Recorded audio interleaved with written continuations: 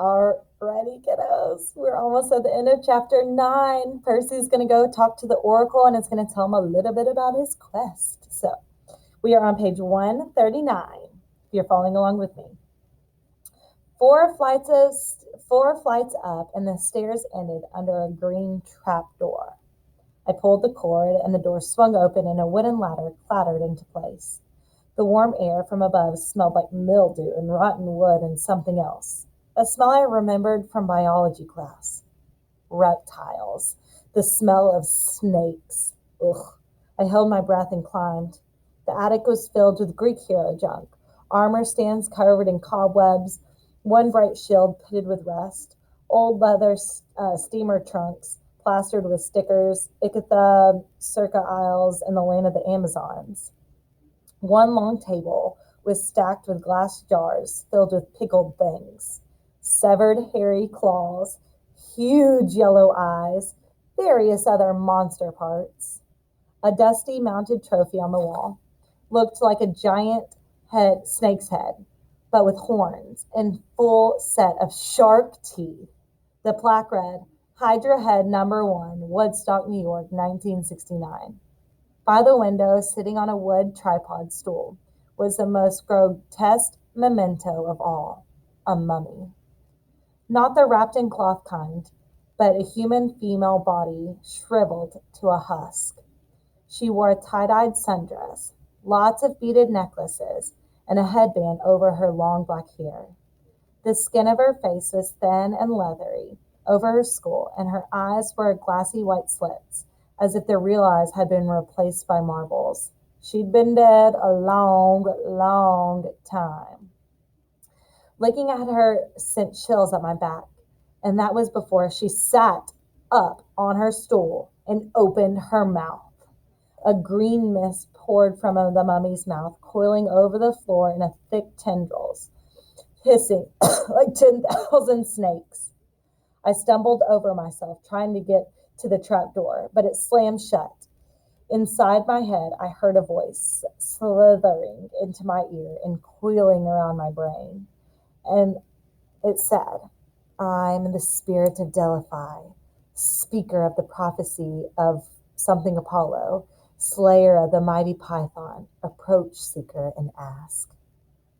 I wanted to say, no thanks, wrong door, I was looking for the bathroom, but I forced myself to take a deep breath.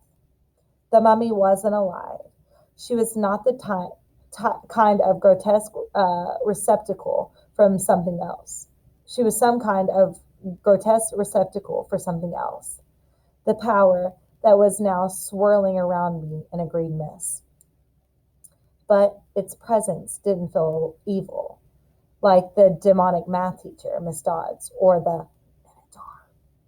It felt more like the three fates I'd seen knitting the yarn. Oops, I should have said three fates. I'd seen knitting yarn outside the highway fruit stand.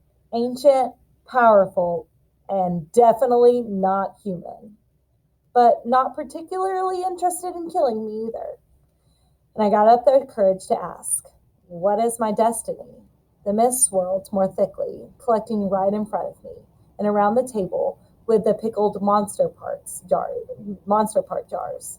Suddenly, there were 4 men sitting around a table playing cards. Their faces became more clear. It was Smelly Gabe and his buddies. My fist clenched, though I knew this poker party couldn't be real. It was an illusion, made out of mist. Gabe turned towards me, spoke in a raspy voice of the oracle. You shall go west, and face the god who has turned. His buddy on the right looked up and said in the same voice, you shall find what was stolen and see it safely returned. The guy on the left threw in a poker chip and said, you shall be betrayed by one who calls you a friend. Finally, Eddie, our building super, delivered the worst line of all. And you shall fail to save what matters most in the end. The figures began to dissolve, and at first I was too stunned to say anything. But as the mist retreated, coiling into a huge green serpent and slithering back into the mouth of the mummy, I cried, wait, what do you mean? What friend? What will I fail to save? The tail of the mist snake disappeared into the mummy's mouth. She reclined back against the wall, her mouth closed tight, as if it hadn't been opened in 100 years. And the attic was silent again, abandoned. Nothing but a room full of mementos. I got the feeling I could stand here until I had cobwebs too, and I wouldn't learn anything else. My audience with the oracle was over. Well, Huron asked me. I slumped into my chair at the pinochle table. She said I would retrieve what was stolen. Grover sat forward, chewing excitingly on the remains of a Diet Coke can. That's great! What did the oracle say exactly? Huron pressed. This is important. My ears were still tingling from the reptilian voice. She said I would go west and face a god who had turned. I would retrieve what was stolen and see it safely returned. I knew it, Grover said. Huron didn't look satisfied. Anything else? I didn't want to tell him. What friend would betray me? I didn't have that many. And the last line, that I would fail to save what matters most.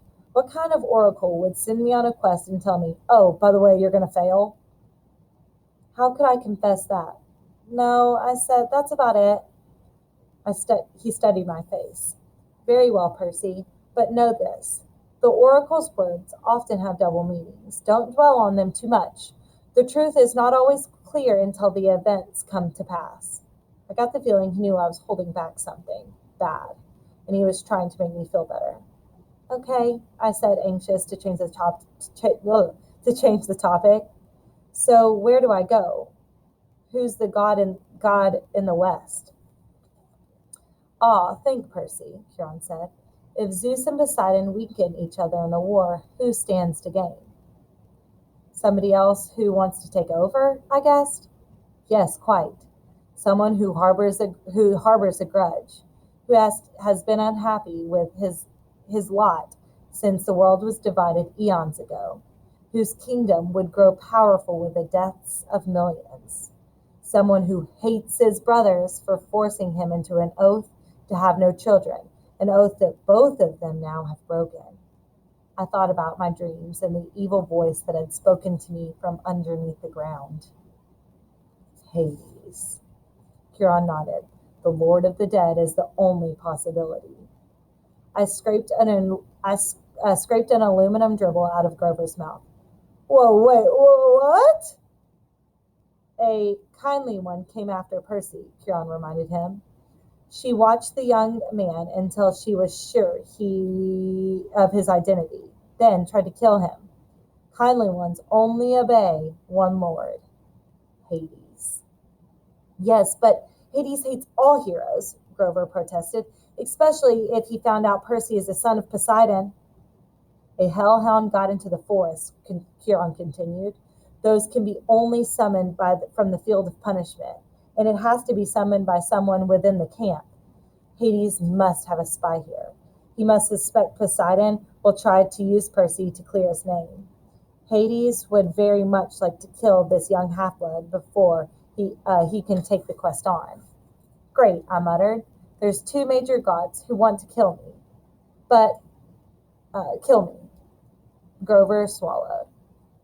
But a quest to, couldn't the Master Bolt be in some place like Maine? Maine's a very nice time this year. Hades sent minions to steal the Master Bolt, Huron insisted. He hid it in the underworld, knowing full and well that Zeus would claim Poseidon.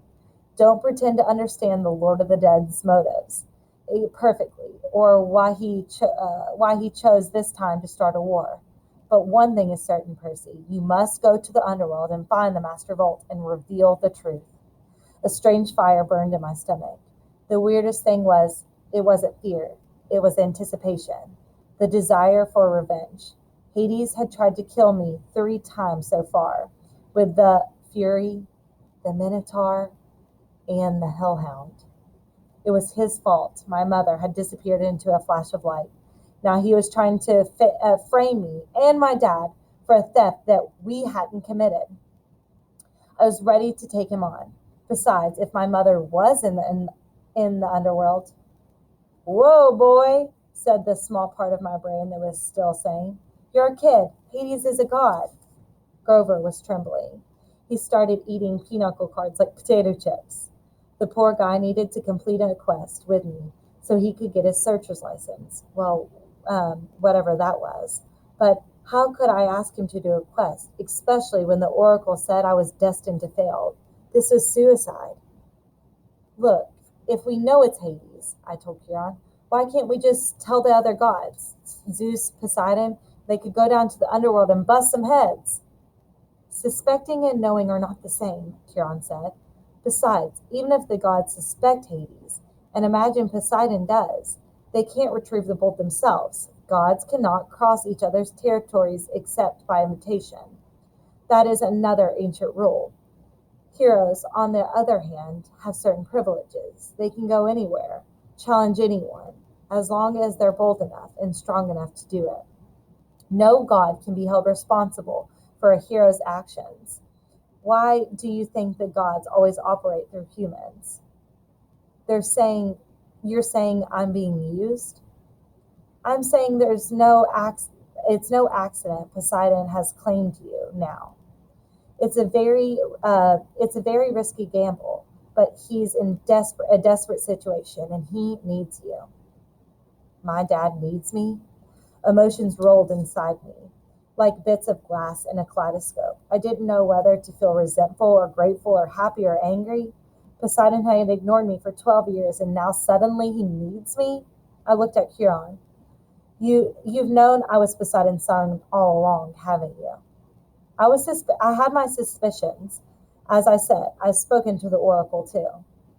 I got the feeling there was a lot he wasn't telling me about his prophecy, but I decided I couldn't worry about that right now. After all, I was holding back information too. So let me get this straight, I said. I'm supposed to go to the underworld and confront the Lord of the Dead? Check, Chiron said. Find the most powerful weapon in the universe. Check. And get back to Olympus before the summer solstice in 10 days? Yeah, that's about right. I looked at Grover, who gulped down the ace of hearts. Did I mention that Maine was very nice this time of year? He said weakly. You don't have to go, I told him. I can't ask that from you. Oh, he shifted uncomfortably in his hooves. No, it's just that satyrs and underground places, well... He took a deep breath, then stood, brushing the shredded cards and aluminum bits off his t-shirt. You saved my life, Percy. If you're serious about wanting me along, I won't let you down. I felt so relieved I wanted to cry, though I didn't think that would be very heroic. Grover was the only friend I'd had for longer than a few months. I wasn't sure what good a satyr could do against the force of the dead, but I felt better knowing he'd be with me. All the way, G-Man. I turned to Chiron. So where do we go? The oracle just said to go west. The entrance to the underworld is always in the west. It moves from age to age, just like the Olympians. Right now, of course, it's in America. Where? Chiron looked surprised. I thought that would be obvious enough. The entrance to the underworld is in Los Angeles. Oh, I said. Naturally. So we get there in a plane? No, Grover shrieked. Percy, what are you thinking? Have you ever been on a plane in your life? I shook my head, feeling embarrassed. My mom had never taken me anywhere on a plane. She'd always said we didn't have enough money. Besides, her parents died in a plane crash. Percy, think, Chiron said. You're the son of the sea god. Your father's bitterest rival is Zeus, lord of the sky. Your mother knew better than to trust an airplane. You would be in Zeus's domain. You would never come down alive again. Overhead, lightning crackled and thunder boomed. Okay, I said, determined to not look at the storm. So we travel over land. That's right, Chiron continued. 2 companions may accompany you. Grover is one, and the other has already volunteered, if you will accept her help. Gee, a faint surprise. Who else would be stupid enough to volunteer for a quest like this? The air shimmered behind Chiron. Annabeth became visible, stuffing her Yankee cap into her back pocket. I've been waiting a long time for a quest, seaweed brain, she said. Athena is not a fan of Poseidon, but you're going to say... But if you're going to save the world, I'm the best person to keep you from messing it up. If you do say so yourself, I said. I suppose you have a plan, wise girl. Her cheeks colored. Do you want my help or not? The truth was I did. I needed all the help I could get. A trio, I said. That'll work. Excellent, Kieran said. This afternoon we can take you as far as the bus terminal in Manhattan. After that, you are on your own. Lightning flashed, rain poured down on the meadows, and that were never supposed to have violent weather. No time to waste, Kieran said. I think you should all get packing. Alrighty, kiddos, so they're headed off to their quest. What I would like for you to do is head over to Google Classroom, and I want you to answer the question, why do you think Hades, based on kind of what you read, why would Hades want to steal the Master Bolt? Alrighty, have a great afternoon. Later, Gators.